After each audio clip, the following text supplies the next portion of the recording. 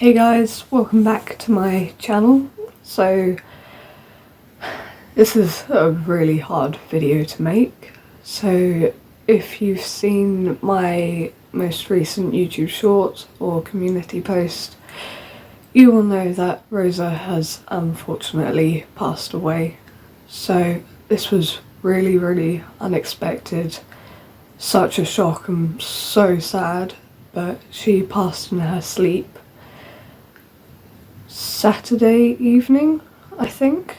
It was the 13th of May, I think that's Saturday. But yeah, that was such a shock. She was a year and a half, so she was getting a bit older, but she was so happy a few days before. But unfortunately, she's passed away. So it has been so hard and just so heartbreaking.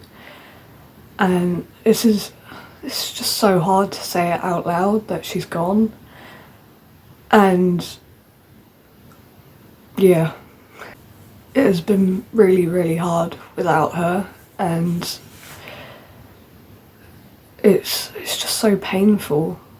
And just to know that she's not there is really hard. And so I wasn't planning on getting another hamster like for quite a while or ever, really, because the pain is just so much to deal with and it's so hard. But I just wanted to go to a pet shop to just see a hamster. I wanted to see a hamster to try and help with the pain, but I ended up coming home with one. She stole my heart, and the bit that got me was she was in the corner asleep and eating a piece of sweet corn, which is what Rosa used to do. And there was just something about her, something about her, like she needed my help. So I ended up coming home with her. That was really not what I was planning on at all. So she's just there. And she is a really tiny baby Syrian. She is so cute. Her name is Ellie. So I'll put in a picture up here, as I don't want to disturb her, as she's still settling in and she's quite scared and nervous. So she's so sweet. She's such a pretty unusual colour as well, and she's got massive big ears as well, and she's so cute. But yeah, there's no way that she's replacing Rosa, because there's literally nothing and no one in the world that could ever replace her. But it felt like she needed my help, so I've got her. And safe to say that I think she's loving herself. She's got a nice deep amount of bedding. It doesn't look like it there, but the cage goes back a bit further and it gets deeper. I have to make it quite a narrow slant, quite a large slant, because she was so small she couldn't even get up the tiniest bit. So it does get quite a bit deeper, but one of the first things she did was dug straight down. She absolutely loved it. I don't think she's ever seen so much bedding in her life.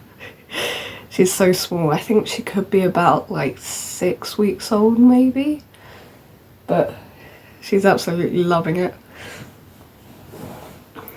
And yeah, I think, yeah, still very hard without Rosa, especially as it was such a shock. And yeah, I wasn't planning on getting a hamster and this soon as well. Yeah, felt like she needed me. It's hard. It's very hard, especially as it was such a shock.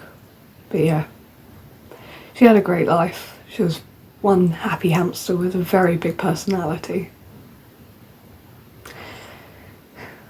one of the things she would used to do was sit just in front of that hide there, and she would wait for me every evening until I would say goodnight to her, and then she would get all happy and then go off and do whatever she would do in the evening. She had a very big personality. One of her favourite things to do was fill her pouches up so full that if she opened her mouth it would fall out, and then go on her wheel, empty them, and then run with them. It was hilarious, absolutely brilliant. And yeah,